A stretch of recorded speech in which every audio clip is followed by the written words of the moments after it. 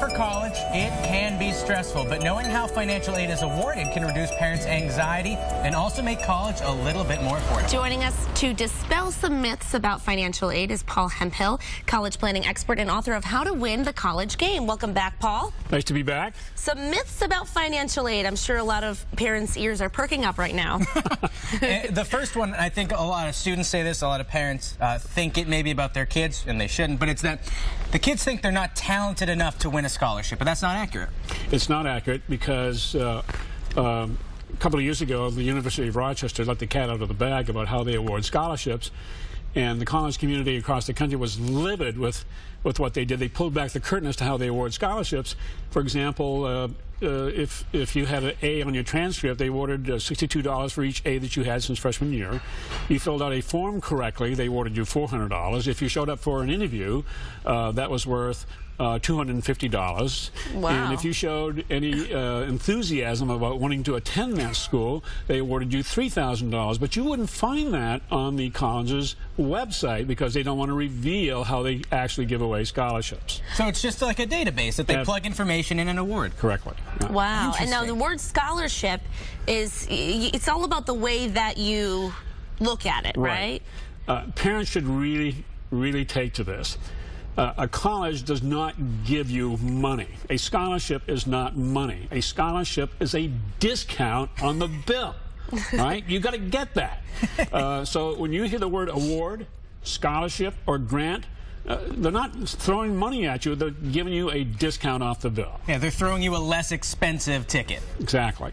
I've never thought of it that way, but you're so right, Paul. When you think of it, yeah, it's true. It's a discount. Right. Some students think that their parents' income, like they make too much money, so they can't get financial aid. Is that a myth? Believe it or not, Bill Gates qualifies for financial aid. See, I don't get that. Wow. How to explain that one to us? Okay. The government issues what they call a Stafford loan, which is available to every student. It doesn't matter what your income level is. So when Bill Gates has his kids apply to college, he'll probably have them apply for the Stafford loan, which awards the student, I'm sorry to use the word award, which discounts to the student a $5,500 a loan. And the only difference between you and Bill Gates, Seth, is that he's going to pay back the loan faster than you will. Accurate. That will happen. So anyone, no matter who you are, no matter how much your parents may make, is eligible for scholarship money. So you fill out financial aid. That's right. You fill out what they call the FAFSA form, which is which stands for Free Application for Student Aid, and it's available to anybody who applies to college, and everyone should have filled one out. And when the colleges are asking you, are you going to be applying for financial aid, you want to say yes. But then again, if you want to advantage yourself in getting into that school and you're really wealthy, you tell the school that you're not applying for financial aid because the school wants the money. They don't want to give you any scholarships. They want the money. It's all about the money. We've got just a little bit of time left, not much, but one more myth for now, that thousands of scholarships go unclaimed every year because they're too hard to find. Is that true? Not true, because you can go on the internet, which is a gold mine. You can go to fastweb.com, you can go to scholarships.com, collegeboard.com. In fact, there's a lady in Michigan. Her name is Monica Matthews. You want to go on Amazon.com and look up the 33-page document that she wrote. She researched for her son, get over $100,000 worth of scholarships for her son. It'll cost you $10 to get that 33-page report. I would contact Amazon immediately. So the money's out there. It's out there. You just have to work hard enough to find it. Right. And it's not that hard. It's not that hard. All right. We'll get on. Well, yeah, and you know, later we're going to do, because we're not done with you yet. Okay. We have even more tips, 4 myths that we're going to bust a little bit later in the show. Thank you, Paul. Thanks so much. We're back with Paul. He's our college planning expert. We're talking about financial aid in college, the best way to get it, because a lot of people can, and they don't think they can get it. Lots of myths surrounding financial aid. The first myth that we're going to pick up with is that a lot of students think that their grades are not good enough to get a scholarship, or, as we talked about earlier, a discount. A discount. Right. It's not always about grades, by the way, because you can get a scholarship for things that you wouldn't expect. Like, for example, you belong to a certain ethnic group, or you belong or live on a certain zip code. Oh, what does that mean? Well, colleges are looking for students who come from zip codes where there are wealthy people. So if you're from Chicopee and you're competing with a student to get in who's from Dover, Massachusetts, which happens to be the wealthiest community in the state, the student from Dover is going to be accepted.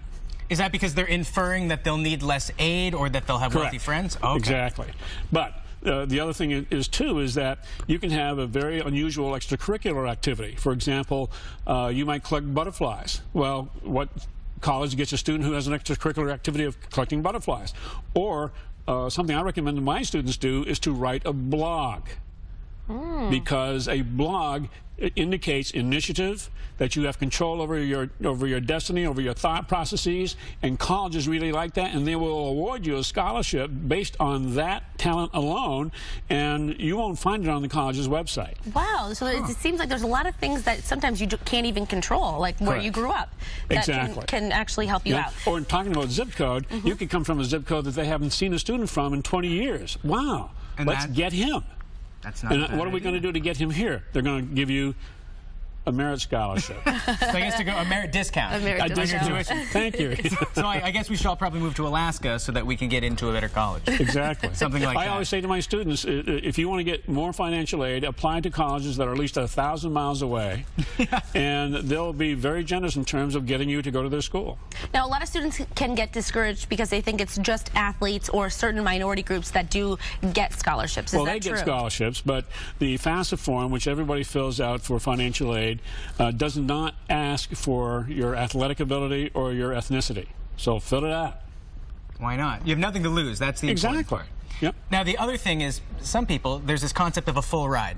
Some people say, I'm probably going to get a full ride, but full rides aren't as likely as you might think.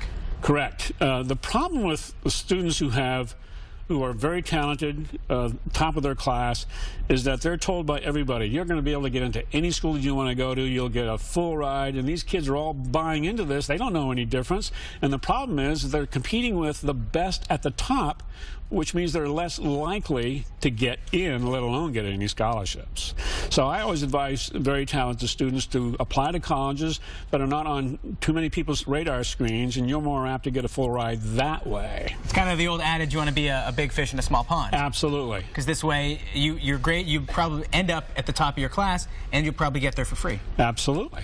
Now, this also doesn't mean that students can slack off because, oh, I'm from Dover, Massachusetts, and I'm going to get into college. I don't have to do good on my grades. I mean, you still do have to try and get great grades in order to be a success and go to college. Now, some students may think the paperwork is just too complicated. Truth to that.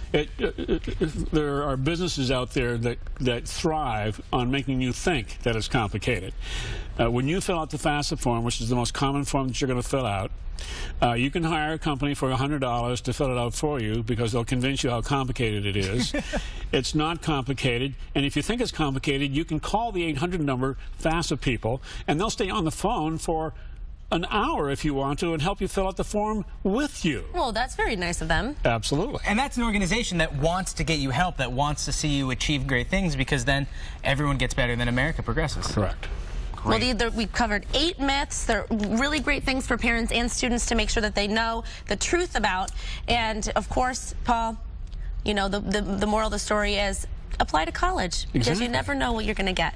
Absolutely. Right? Thank you so much. If you want a complete list of the tips, because we had some earlier, visit us online, mymassappeal.com, a little bit later today.